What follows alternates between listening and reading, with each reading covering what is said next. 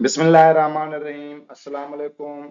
आज जी video में असी my English book 6 जी एक्सरसाइज नंबर 7 कंदासूं, जंहिंमें चवे तो रीड द टेक्स्ट, सबक के पढ़ो and write answers to the following question ऐं हेठियनि सवालनि जा जवाब लिखो इन यूअर नोटबुक, पंहिंजी नोटबुक में। हाणे सभ खां पहिरियों सवाल आहे What did Abdullah tell Hamza not to do? Abdullah Hamza के छा ना करण लाइ चयो या अब्दुल्ला हमजा के छा करण खां रोकियो। इन जो आंसर आहे अब्दुल्ला टोल्ड हमजा, अब्दुल्ला हमजा के बुधायो that he should not throw his ice cream wrapper on the ground, त हिन के पंहिंजे आइसक्रीम जो कागज या लिफाफो जमीन ते ना उछलण घुर्जे। उन खां बाद में क्वेश्चन नंबर 2 आहे What did Hamza want to throw? Sorry, why did Hamza want to throw the ice cream wrapper on the ground? इनमें चवे तो त हमजा छो पंहिंजे आइसक्रीम जो रेपर ग्राउंड ते उछलण चाहे पियो। इन जो आंसर आहे Hamza wanted to throw his ice cream wrapper. Hamza पंहिंजे आइसक्रीम जो कागज या लिफाफो या रेपर उछलण चाहे पियो because according to him, छाकाणि त हिन जे मुताबिक everyone else throws trash around here, छाकाणि त हर हिकु माण्हू हिते गंद उछले थो।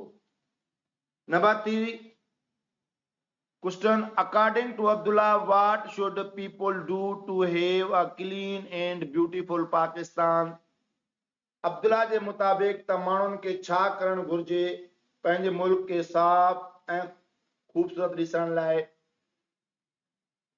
आंसर आहे अकॉर्डिंग टू अब्दुल्ला, अब्दुल्ला जे मुताबिक पीपल शुड यूज डस्टबिन्स, त माण्हुनि खे कचरे जा दॿा इस्तेमाल करण घुर्जनि to have a clean and beautiful Pakistan, Pakistan के साफ़ ऐं खूबसूरत ॾिसण जे लाइ। Question number 4 Where was the board on which the park rules were written?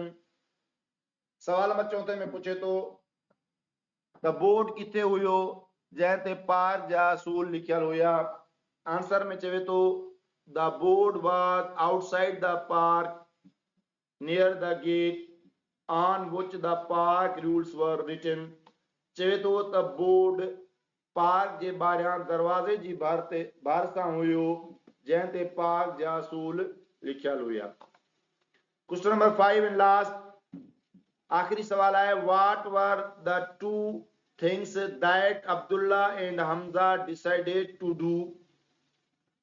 चवे तो बा शयूं कहिड़ियूं हुयूं जेकियूं अब्दुल्ला ऐं हमजा करण जो फैसलो कयो टू टीच